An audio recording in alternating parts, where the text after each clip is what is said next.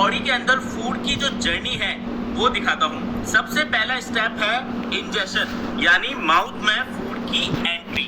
सबसे सिंपल यही स्टेप है, जो भी फूड टेस्टी दिखा बस उसे उठाकर मुंह में डालना है, राइट। सेकंड स्टेप है डाइजेशन, यानी खाने को पचाना। यहाँ ध्यान रखने वाली बात ये है कि डाइजेशन का प्रोसेस माउथ में ही स्टार्ट हो जाता है। टीथ यूज करके हम फूड को स्मॉल पीसेस में ब्रेक डाउन करते हैं। सैलिवरी ग्लैंड्स फिर सलाइवा प्रोड्यूस करती है जो वाटरी लिक्विड होता है और फूड को वेट कर देता है।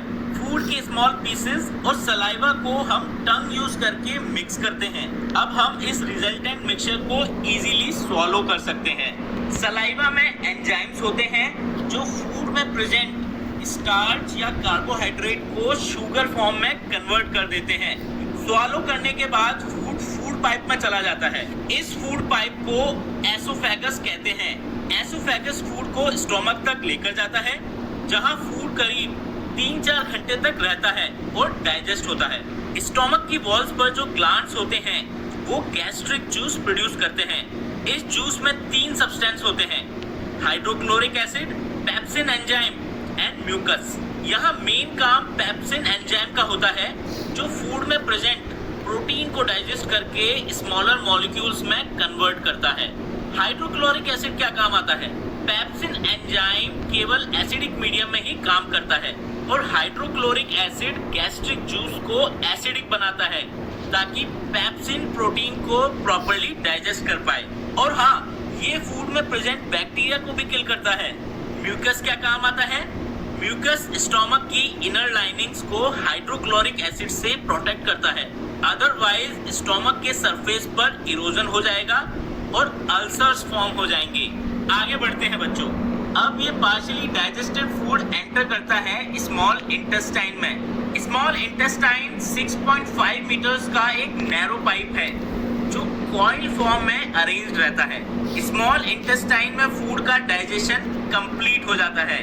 फूड में present carbohydrates, protein and fat सबका फाइनल डाइजेशन यही होता है। स्मॉल इंटेस्टाइन से कनेक्टेड होते हैं लिवर और पैनक्रियाज। लिवर एक सब्सटेंस रिलीज करता है जिसे बाइल कहते हैं, जो लिवर में गॉल ब्लैडर में स्टोर्ड रहता है।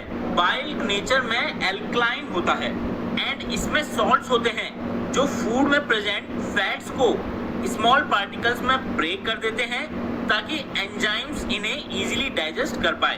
ये एंजाइम्स पैनक्रियाज से स्मॉल इंटेस्टाइन में आते हैं और ये एल्कलाइन मीडियम में ही वर्क करते हैं। पैनक्रियाज से स्मॉल इंटेस्टाइन में पैनक्रियाटिक जूस एंटर करता है जिसमें 3 एंजाइम्स होते हैं, amylase, trypsin and lipase. Amylase starch या कार्बोहाइड्रेट को ब्रेक डाउन करता है, ट्रिप्सिन प्रोटीन को करता है और लिपेज फैट्स को ब्रेक डाउन करता है जो कॉम्प्लेक्स कार्बोहाइड्रेट्स को ग्लूकोज में कन्वर्ट करते हैं, प्रोटीन को एमिनो एसिड्स में कन्वर्ट करते हैं और फैट्स को फैटी एसिड्स और ग्लाइसरोल में कन्वर्ट करते हैं। अब डाइजेशन फाइनली कंप्लीट हो गया और बॉडी ने लार्ज इनसॉल्युबल फूड को कन्वर्ट कर दिया है स्मॉल वाटर सॉल्युबल मॉलिक्यूल्स में। ये सारा इतना लंबा प्रोसेस क्यों होता है हमारी बॉडी में? ताकि फाइनल प्रोडक्ट्स यानी glucose, amino acids and glycerol और फैटी एसिड्स ब्लड के थ्रू बॉडी के डिफरेंट पार्ट्स तक ले जाए जा सके, जहां ये सेल्स में स्टोर होते हैं और energy, growth and body repair के काम आते हैं। ब्लड में ये प्रोडक्ट्स 3rd स्टेप में मिक्स होते हैं। इस स्टेप को एब्जॉर्प्शन कहते हैं। स्मॉल इंटेस्टाइन की सरफेस पर millions of tiny finger shape projections होते हैं जिन्हें विली कहते हैं। इन विलीज से ब्लड वेसल्स कनेक्टेड होती हैं।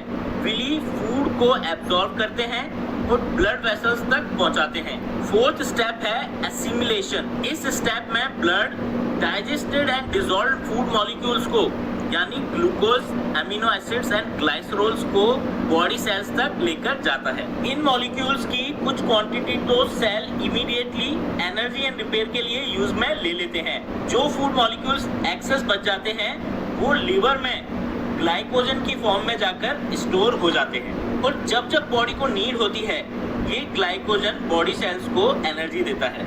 लास्ट स्टेप 5 है इजेशन।